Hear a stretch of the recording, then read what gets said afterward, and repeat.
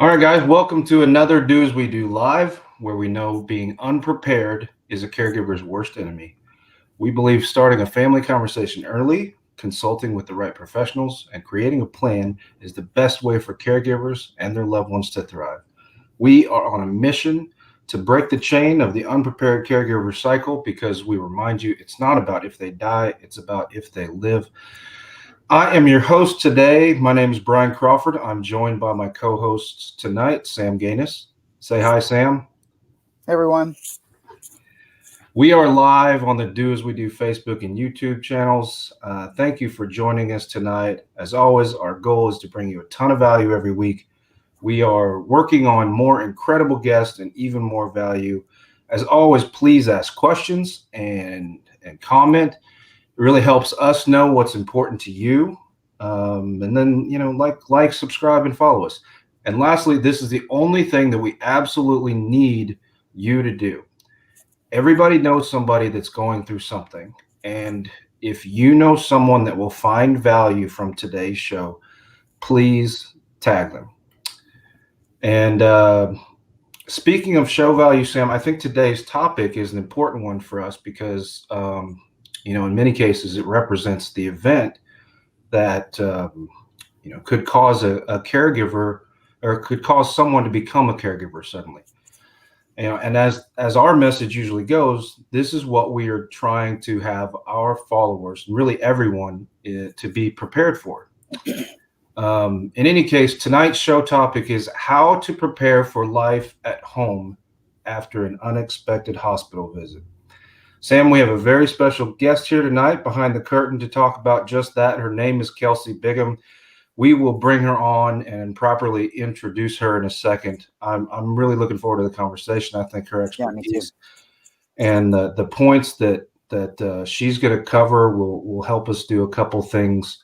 One, kind of put things into perspective for some of us non-caregivers right now, and then two, for those who will face this scenario in the future, bringing a loved one home from the hospital and becoming a caregiver for the first time, it should help them get their mind around what to expect. But first, Sam, why don't you tell them why we're here?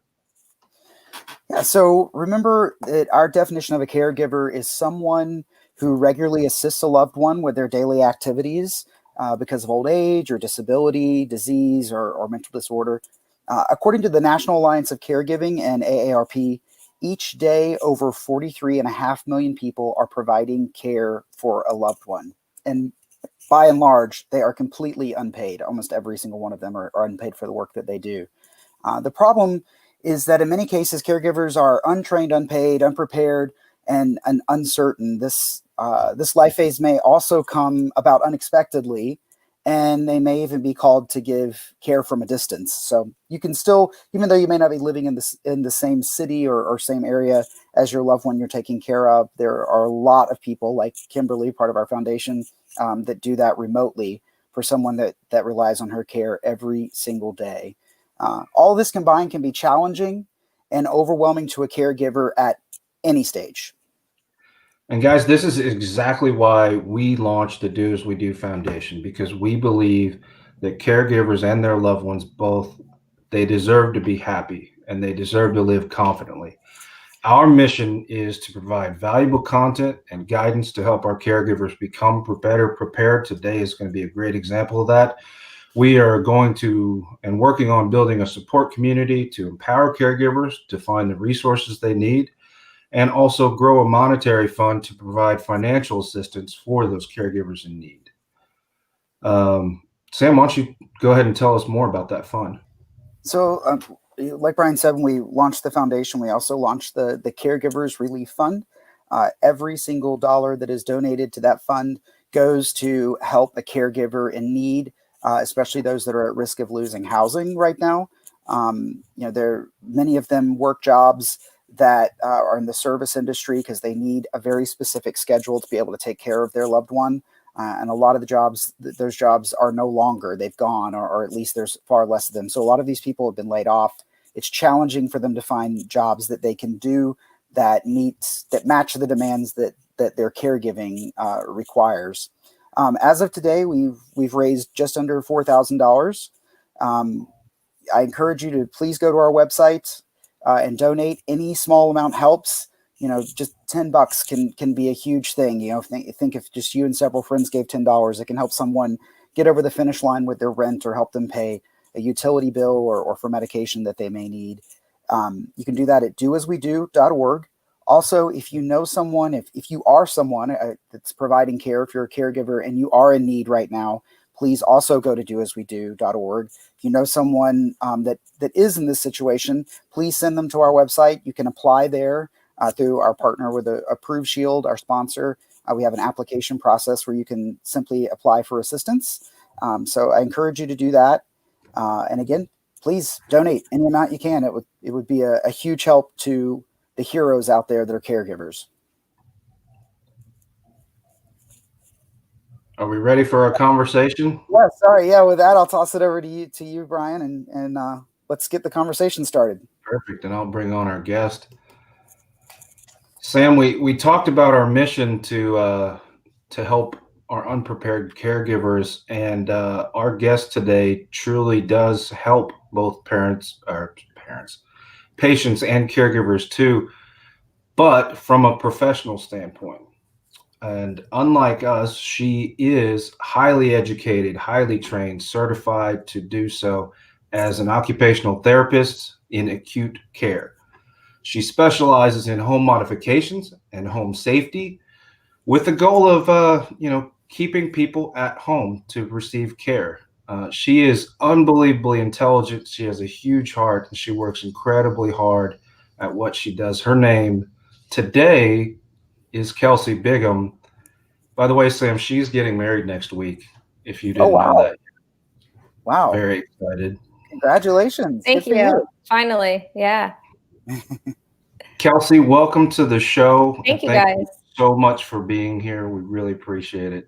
Absolutely. I think this is an awesome foundation, super needed. It's something that people wait too long to talk about for sure. So I'm really excited for you guys to launch this and get it out there to people. Well, Kelsey, today our topic, and we kind of came up with it when we were having a conversation, was how to prepare for life at home after an unexpected hospital visit. And that's kind of what you do. And I really didn't have a complete understanding of what occupational therapy was before I had a pretty good conversation with you. So if you wouldn't mind, would you kind of go into the explanation of why the occupational therapy is and in an acute setting, and then maybe what some of your specializations mean? Sure. So in acute care just means in a hospital setting. So basically, as an occupational therapist, your occupations are the things that you do every day. Take a shower, get dressed, go to the bathroom, feed yourself, clean the house, whatever, your daily tasks. So let's say someone comes into the hospital with an injury, post-surgery or something. We're coming in as an occupational therapist to assess, are they able to still do those skills? And if they aren't, how can we adapt something to help them do that? Or how can we teach their caregiver how to do it? And then hopefully progress with therapy to be able to get back to that independence level that they were at before. A big thing with that is trying to get an idea of what their home looks like. Of course, they tell me I can kind of picture it in my mind, but it's important to note, how many stairs do they have? Do they have a tub shower? Is it a walk-in shower? Is their bedroom upstairs? Is there that threshold from the living room to the kitchen or different things like that? And then we kind of have to decide, is it going to be safe for them to go home? If they, just broke their leg and they can't put weight on their leg and they have to hop on one foot, can they hop up 5 stairs and then get into the main level and stay on the couch? Or, can they not even get up those 5 stairs and they have to maybe go to a rehab facility? It's a lot of just thinking about how their home is set up safely and how we can maybe adapt that quickly to get them home as safe as possible. So that there's a whole lot that, I mean, you have to be a very detail-oriented person, I'm assuming, to do your Yeah, job. There's a lot to think you have about. to use your imagination too. Yeah. So obviously right now we're in the middle of this crazy pandemic. Has, what we're going through with that now, has it changed your job in any way? Oh yeah. I mean, we're seeing so many people go home just because of fear of the virus. They don't want to go to a rehab facility, which is understandable, but that creates a lot more legwork of how you're going to get inside. People are like, well, my family will carry me, I've had a lot of conversations with caregivers, and you just have to say, I don't think you can do this. It was really hard for me to help your loved one just get out of bed. I don't know how they're going to be able to do it at home. Or there's those situations where it's like, hey, I just gave him a little bit of help. Here's what I did. Here's what you need. Set this up at home, and I think you'll be fine. So there's been some of both situations, but it has affected people's ability to want to go home. And some people don't have that luxury of having a family member there, and some people don't want to travel. So definitely has some effect on what's going on, for sure. And I think you started getting into it a little bit in your introduction of what you do, but what are you thinking about on a daily basis? You're having a conversation with a patient, with that caregiver. What are you trying to prepare them for when they get home? Sure.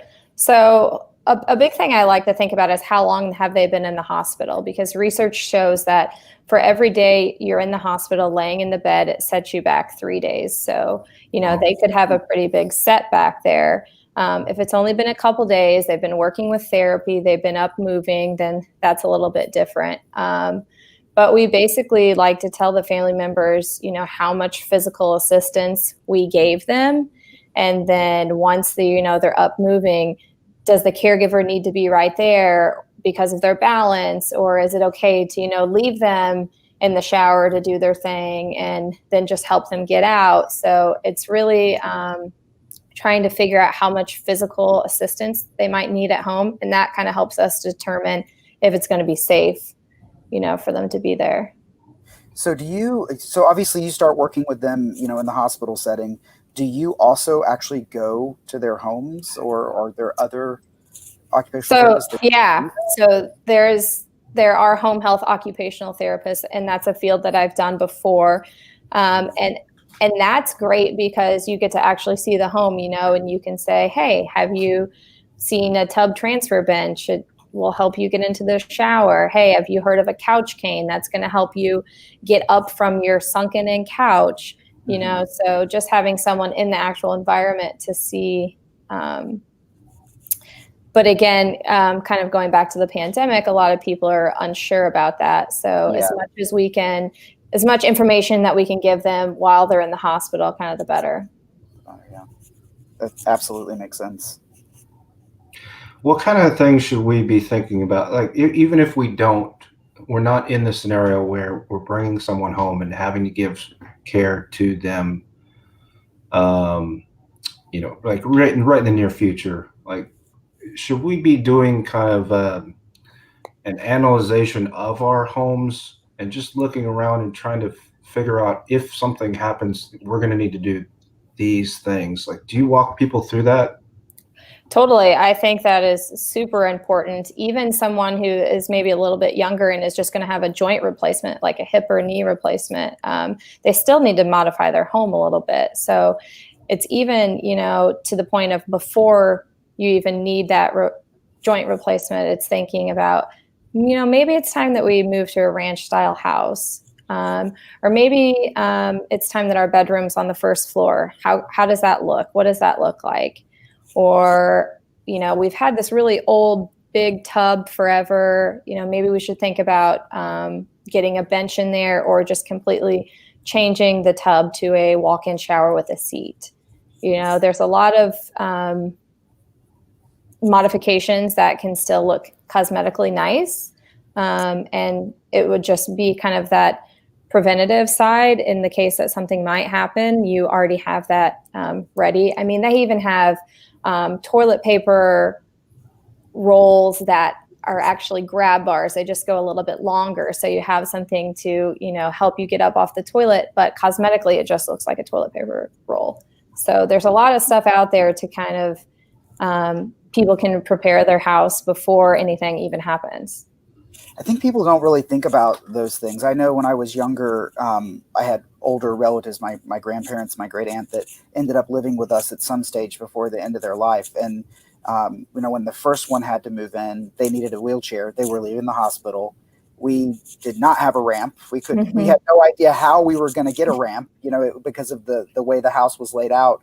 And my dad's frantically working to get that. And then my mom's thinking, the wheelchair is going to be too wide for every door. There's just so much that people don't think about, and right. Being step over into a tub is a challenge for someone who's had something happen to them. Yeah.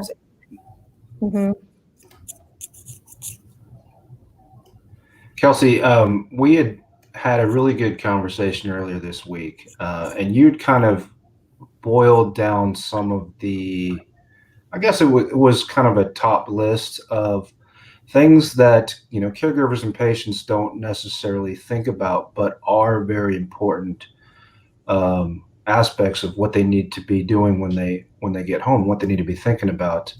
You want to go over some of those topics with us? Sure. So again, kind of goes back to being able to safely move the patient. A lot of times we see our biggest falls in the bathroom. So how can we modify the bathroom so that it is the safest process? Because as you know, you're standing for a while to take a shower, and it's warm and slippery, and everything possible that could be a fall risk is happening. So I think, getting a tub bench in there or just a shower chair is really going to help with that. That's probably one of the highest things that I recommend to people. And then obviously you're going to get a walker most of the time from the hospital.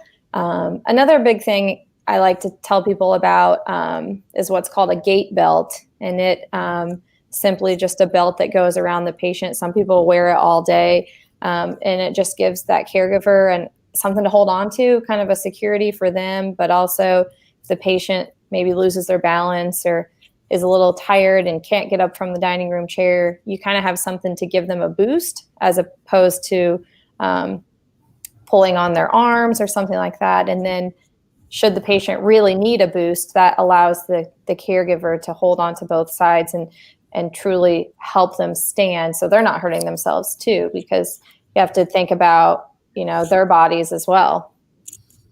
You mentioned the gait belt. With my grandfather, he was diabetic, and at first it started with just infections and stuff in his feet. And so he was very, very weak on his feet. There was a lot of pain, and then he eventually had surgery and stuff. But he was a very tall guy. He was a big man. And so you didn't realize it until you had to carry all that weight, getting him in and out of the chair. And we used a gait belt, and it made, at first we didn't, and then someone suggested it, and it made a huge difference. It's incredible just how having that little bit to grab onto allows you more control and makes it makes them feel a lot safer too. Totally. Yeah. Like I said, some people just wear it all the time. They're very inexpensive, and it's going to be a benefit for both parties, really. What an amazing tool. So I would imagine, like when you're first, when you start talking to people in the hospital and trying to, I'm guessing it's a bit of a challenge in some cases, especially older, stubborn people. Not that young people aren't stubborn too, right? Yeah, you'd be surprised. Realize. Because like you said, they're like, oh, don't worry, I'll be fine. My family will carry me in and out of the house. They're just they make a lot of assumptions. Do you find that it takes multiple conversations with the patient to kind of wear them down to the point that they realize they are going to need more? Is it that a big challenge in your job to get them to finally realize it? It is, yeah. And that's why you have to really dig deep into what they do every day and try to get an understanding of how truthful they're being, and if they really don't do a whole lot, or if they do and aren't telling you, When you use a walker, you have to have both hands. So how can you carry anything, get a drink, prepare food when you need to have your hands on both the walkers? So it's just kind of helping them come to the realization too that maybe they do need some help. What about you had mentioned, and we're talking about moving around, right? Getting out of the car, getting in and out of the car. I think was what you had said is some. Yeah, it can be really tricky for people, especially older people who have lower vehicles, older cars. It's, a lot of times at the hospital, they help you get in and they're like, see ya, good luck at home. And, you might see that patient for a readmission and they say, it took us 3 hours to get out of the car. We had to call the neighbor, so there's a couple easy tools that you can do. They have a pad that's similar to a Lazy Susan, and it kind of obviously is a circular motion, so it can just kind of help you slide so that you've got your feet out, because a lot of times lifting the legs over to get your feet out of the car. And then there's another thing just called a car crutch that is just a small handle, and it kind of hooks into the treads of the door there, and that allows for another handle. So you have one on the door and then there, and people can really push up from it there. But again, the gait belt, that's a great opportunity to use that, because depending on how long the patient has been sitting there too, it could be really difficult trying to get them to a standing position. Should you not have any of those, have them sit on a trash bag sometimes, or a silk pillowcase. That also helps, people. It's just being able to slide them, to turn them, to get their feet, because that's the main thing, getting your feet getting squared out of the vehicle.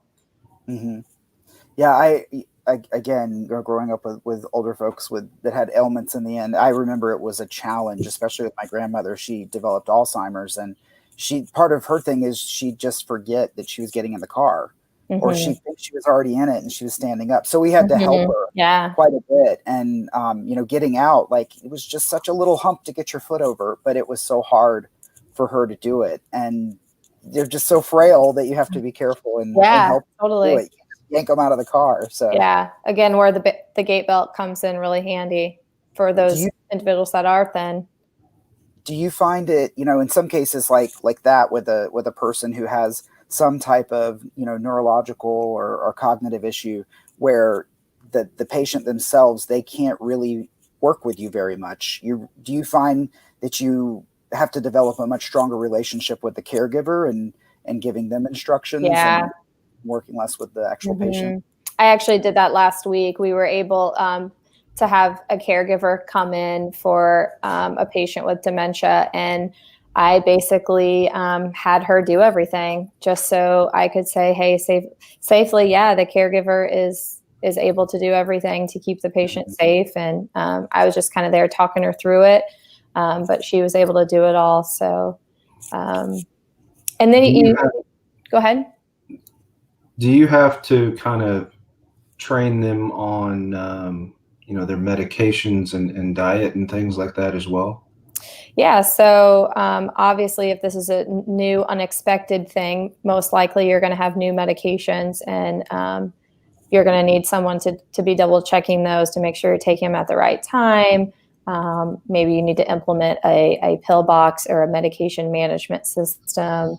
And, then for your cardiac patients, if you just had a heart attack and open heart surgery, you're going to be on a cardiac diet, which is probably different from what you were having before, and, no salt, no low carbs. So that's another thing that the caregiver kind of has to do, is alter their shopping. And, maybe the patient needs pureed food now. So, it's just another thing that you don't even think about.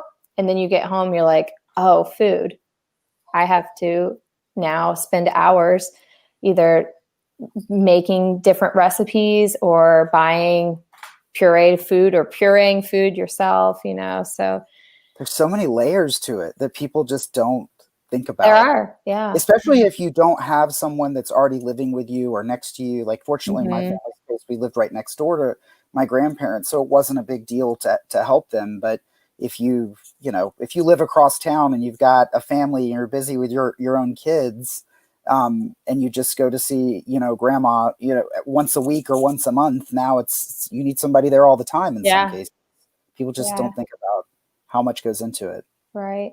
And a big thing that we haven't touched and a lot of people don't like to talk about is toileting, and having maybe that conversation before or while the patient is in the hospital, talking to the caregiver about, hey, their toileting is looking a lot different now, and I just want you to be prepared for that you might have to assist with that. Is that something that you're comfortable with?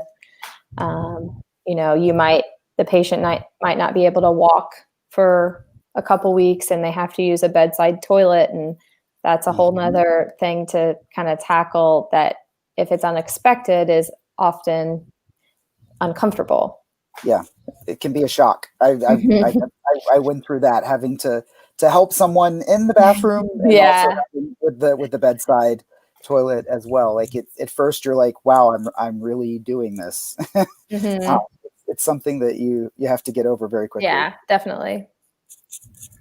Kelsey, we have time for about one more really good question and answer. Okay, let's hear it.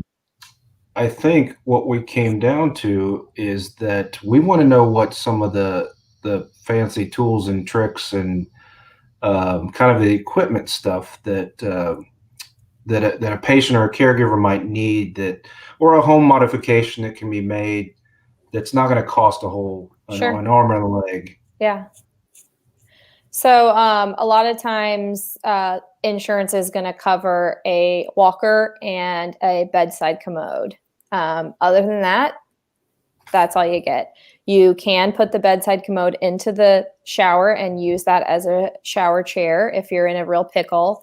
They sell shower chairs just about anywhere, Walmart, Lowe's, Home Depot, Amazon, anywhere like Walgreens, they're going to have some sort of shower chair. There are some fancier ones out there, ones that 2 legs in the shower, 2 legs out of the shower, has a sliding seat. So it's really easy for the patient to get in there. Then you're going to want to have a handheld shower head for that bathroom. Again, the gate belt is I think really important for caregivers and the patient. Let's see, there's also opportunities, if financially you are in a bind, because a lot of times that does happen after someone's in the hospital. There are different cities that have lending programs. So I went to school in St. Louis and we had a great one there. More walkers than I could ever imagine seeing in my life in this warehouse. And it was, you came in, you signed out what you needed, you kept it for as long as you needed, and then you brought it back. And it was, people were really good about doing that. And the foundation itself was really good about keeping things up to date. They had power wheelchairs, they had all sorts of crutches and different adaptive equipment. So I would imagine there are a lot of places like that throughout the US. So I would encourage someone to start there first before you start buying a lot of stuff. Absolutely. Great idea. Yeah. Is that it? Is that all our tools? No, I could go on forever if you'd want me to. Those are the main ones. Obviously, the shower and the bathroom. Some other bigger ones that I like to recommend to people are bed canes and couch canes, because again, it goes back to, you've been in the hospital, you've had a setback, you're weak. So a lot of people like to be in their comfy, cushy couches, but they sink down low, and then trying to get out from that is difficult. So a couch cane is just a U-shaped device and has 2 prongs on the bottom that go underneath your couch. And it just gives you that support you need to kind of boost yourself up, essentially. There's also little seats that are spring-loaded that you can, they're cushioned too, and you just sit on them. And then when you're ready to stand, you unlock it and it kind of spring loads, helps you stand. Not super fast, but And then the bed cane is basically the same, goes under your mattress actually, and just gives you that support to help you stand in the mornings and the evenings and stuff. So those are some things that a lot of people don't know about that I like to recommend. And then for medications, there's also ones, if the caregiver is just strapped with things, they have ones that are timed, and it's in a big kind of contraption, and at the exact time pill drops, caregiver doesn't have to think about, oh, it's 6 o'clock, I gotta give you your blood pressure medication or anything like that. It's just all already done for them.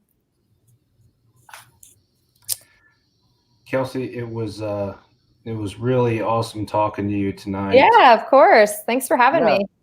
Yeah, Thank it's you awesome so having you much. on. So much helpful information. Yeah. Absolutely. There's so many tools out there, so many things to think about that I'm not sure that we are on a regular basis as we're kind of living out our whole life, and it just seems like we can get prepared now. Totally. We Yeah. can start thinking about that stuff now. Yeah.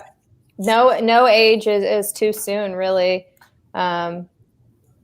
It's good to just always be thinking about, should something happen, is my home adaptable so I can live in it for the rest of my life. Right. Hey, congratulations and good luck. Thank you. Next week, Congrats. on your wedding, and thank you again for being on. Yeah. I'm going to send it over to Sam to start to wrap us up here. So thanks again for joining us, Kelsey. And just a reminder to everyone, the Do As We Do Foundation, we're here to provide education and financial resources and a support community to existing caregivers. And we're trying to get people to have the conversation earlier about their potential future needs for caregivers. If you got any value out of today's conversation, and I'm sure you did, please comment, ask more questions in the comments. We'll get back to you. Share this with your friends, with someone that this might help. And again, we launched the Caregiver Relief Fund to help provide assistance to caregivers who are in need right now during the pandemic. Many of them are at risk. You can donate at our website, doaswedo.org. Also, if you're a caregiver that is in need of financial assistance, you can apply at our website through a secure application process from our sponsor, Approved Shield. Speaking of Approved Shield, they're one of our sponsors, so special thanks to our sponsors for today. I'm a Soap Addict, Salon D, Approved Shield, Spirix, Hustle Aesthetics, Short Productions, Rich B, Blue Jay, Nutra, and AK Realty. Guys, thank you so much. We ask you to reflect on one hard question all the time. It's, are you prepared for a time when you may have to become a caregiver for a loved one? We believe it takes a village, and sharing is caring. So thank you again to Kelsey, our guest today. Thank you, everybody, for being here. We want to see you back here next Thursday. Remember, do as we do, and have a great weekend. See you guys. Thanks, everyone.